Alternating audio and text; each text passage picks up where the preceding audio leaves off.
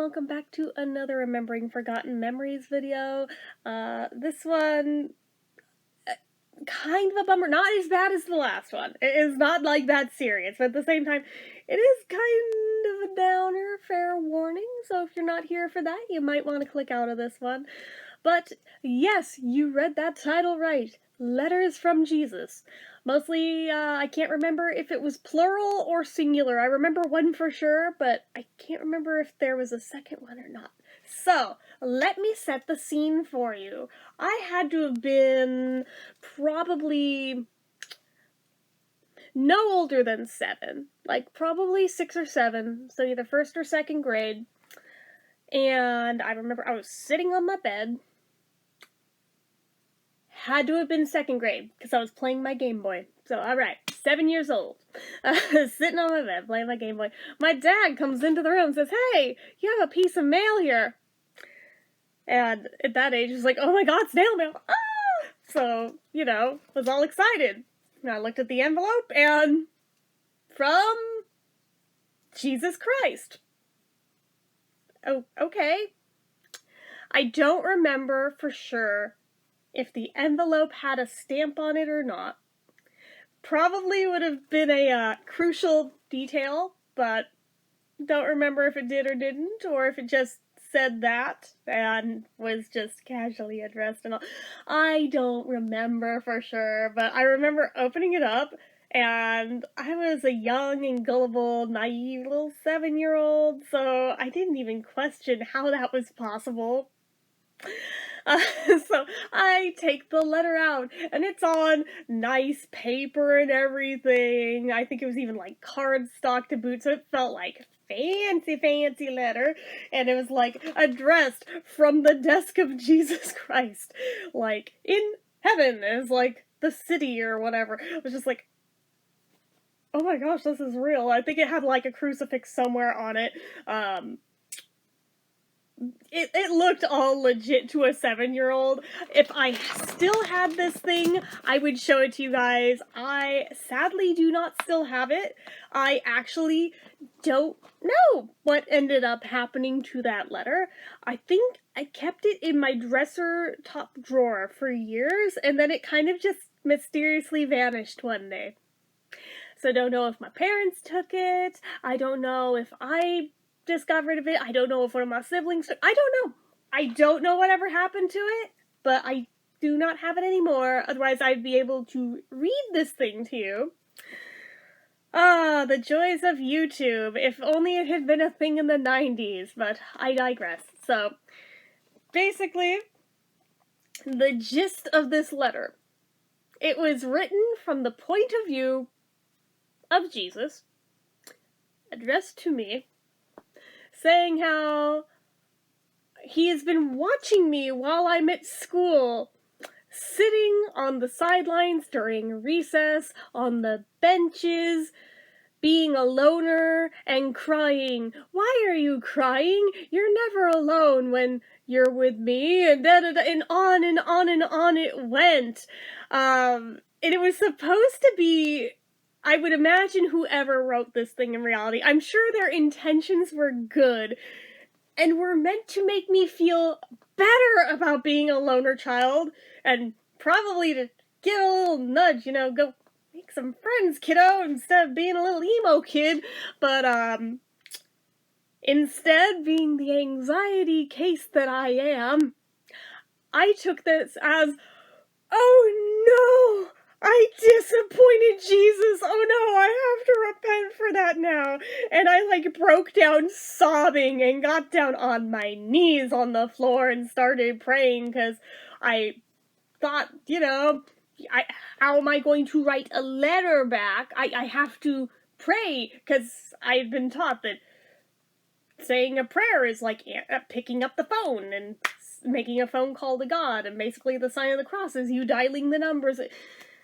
I went to a Catholic school, can you tell? But anyway, so of course, I'm praying, and I am apologizing to Jesus for my being a loner kid, and apologizing for crying during recess while crying my eyes out. And my dad walks back in, and he's kind of just like, what the fuck happened here? And I was like, no, this is important. I have to say I'm sorry to Jesus. I still to this day don't know if he's the one that wrote that letter. I don't know if it was one of my teachers from the school that wrote that letter. I don't know if it was one of the priests from the church that is affiliated with the school that wrote that letter. I to this day have no idea who actually wrote the thing. All I know is that they no doubt meant well.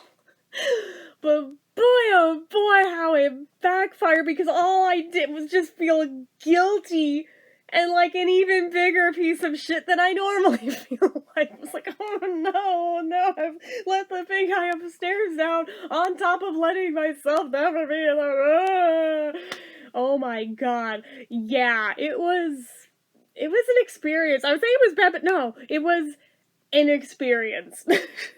And my dad was like, stop crying, oh my god, like, it's not worth crying over. You don't have to apologize for that. That's not something you have to say you're sorry to Jesus for. Oh my god. But of course I was convinced that I have a letter here in my hand from him. I have to say I'm sorry. He knows. It seemed so oddly specific, the details that were in this letter, which is what leads me to think that it couldn't have been my dad. It had to have most likely been, like, either a teacher, the principal, or a priest. Any one of those three could have seen this go down in real time. It probably felt really bad for me and probably wanted to make me feel better, but it kind of backfired, made me feel worse, because I just felt like an even bigger fuck up than I already felt like going into it.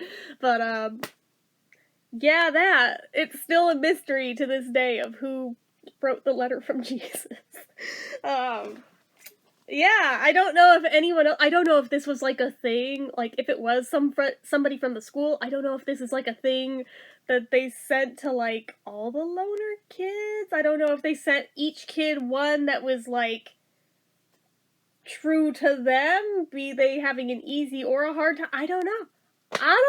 I've always wondered it though, but at the same time I was such a loner kid that I didn't have the balls to ask anyone else in my class, hey, did you by any chance get a letter from Jesus too? Because I figured if I brought it up, odds are they'd say no. And if I brought it to school with me to show it off, they'd probably laugh in my face and go, what the fuck, that's fake. So I just didn't. I just kept this under my hat and never said anything. I've actually never spoken about that day until I think today, outside of the people in my family. Unless I have at some point referenced this story in another video at some point in time. But I think this is the first time I've ever, like, publicly talked about this story. Because it was, like, on one hand, so upsetting, but on the other hand, just such a mystery to where I'm like, who was behind it? I want to know who was actually behind it. But yeah, there's that. And I've asked my dad at multiple points throughout the years, was it you? And he's been like, I don't know, maybe? Like, I don't remember doing that. But why would I have been confused at your reaction? Much less would I have been confused about what was in the letter if I wrote it, which I guess is a fair point, but then again, it was also opened when he handed it to me, so he clearly, at the very least, probably read it, because my dad, to this day, still snoops on my mail, but, yeah, that's why I'm weird about it, but, yeah, so I don't know if that was his way of covering that he wrote it by trying to play dumb, or if he legitimately didn't and doesn't know either. I don't know. He's like, I don't know, sounds like something I might have done, but at the same time, I don't remember doing it, so I'm like, your guess is as good as mine, dude. Like, I'm not even mad. I'm so curious to know who the heck actually wrote the thing. Was it somebody from the school, or was it you? And again, I don't remember for sure if there was a second one or not.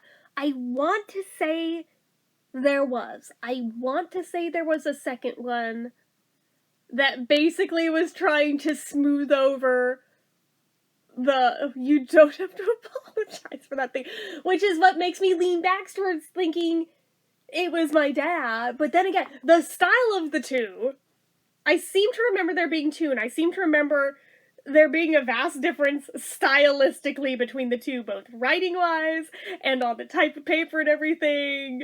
One was just normal-ass paper, just clearly typed up on a computer, printed out, here you go. That one I can almost guarantee was definitely my dad, but the other one, I don't know. I don't know if they were both him, maybe he just got lazy with the second one, was like, oh fuck it, or if it legitimately wasn't him on the first one. Like, I knew for a fact the second one had to be, because the typos were just like the way he types, but the first one was typed correctly, so I don't know, like, I was gonna say, I think I just came up with another possibility, but then I canceled it right back out of my brain. I was gonna say, I wonder if it was my grandpa, but then I was like, that wouldn't explain how he got the stationery, and why he would go to that much trouble for that. So, I don't think it was him, but for half a second I was like, wait, I wonder if that was my grandpa. He did have a typewriter, and he was very fluent with his writing, so maybe, but no, I don't think it was him, but, yeah, every once in a while something reminds me of that, and I'm like, oh yeah, that was a thing that happened. I wonder who wrote it. Because, I mean, I suppose one could look at it, maybe it was divine intervention. I'm like, I don't think that's quite how that works. Just a thought, but, just the oddly specific details that were in it, though, I was like, okay, this is clearly either somebody who observed it firsthand, or it's somebody who reported back to my parents that this was going on firsthand. I don't know. But yeah, it is a mystery that I will probably never ever get closure to. I'll never know who did it for sure. And that bothers me that I will never know. But on the other hand, that teeny tiny 0.0000001% chance of thinking, what if it was divine intervention though? Like, some part of my brain wants to hold on to that, even though I logically know better, but it's like, oh goodness. But yeah, I was just like, I felt so guilty for being a piece of shit. Even though it wasn't like 100% my own fault, but on the other hand, kinda, like, maybe if I tried to be less of a loner, I don't know, but I mean, to be fair, the kids I went to school with were mean kids for the most part, so I don't think it really would have made that much difference. It's like, I got along with the kids in the grade above me, the grade under me. The ones in my actual grade were total dicks for the most part, so... some of them have come forward and apologized to me since then. In adulthood, some are still dicks. That's about just how it is, so that's life for you. But, I don't know. It makes me laugh every time I think about the story, though, and think about just how irrationally upset I got with myself for that, when obviously the intention of this letter was the pure opposite, and was to try to make me feel better, not worse, but my stupid anxiety brain and my little baby depression that I didn't know was depression yet took and spun awry. But anyways, oh god, like I said, it's a little bit of a bumper story, but at the same time, I can laugh at it now, and it's nowhere near as serious as the last story time we just did. So anyways, I'll try to make sure that the next one is not a bummer in any way, shape, or form, because we've had too many of those lately. So anyways, that is it for this one, guys. So as usual, you know what to do. If you like this video, go ahead and give it a like. If you're not already and you'd like to be, click subscribe, hit that notification bell icon so you never miss an upload. Leave comments down below. Make sure you're following my social media accounts, my Facebook fan page, my Twitter, my Instagram, my Etsy, everything and more. It's all down in the comments or not in the comments, in the description. What I get for hurrying. And I feel like I'm repeating some of it, but then again, I'm also, like, batch filming, so I'm like, I don't remember what I've already said! Anyway, if you like what I do here on this channel and you'd like to help support it, the donation link as always is down in the description. Get your name on the end card for a month from the time of donating. Anyway, guys, till next time, see ya.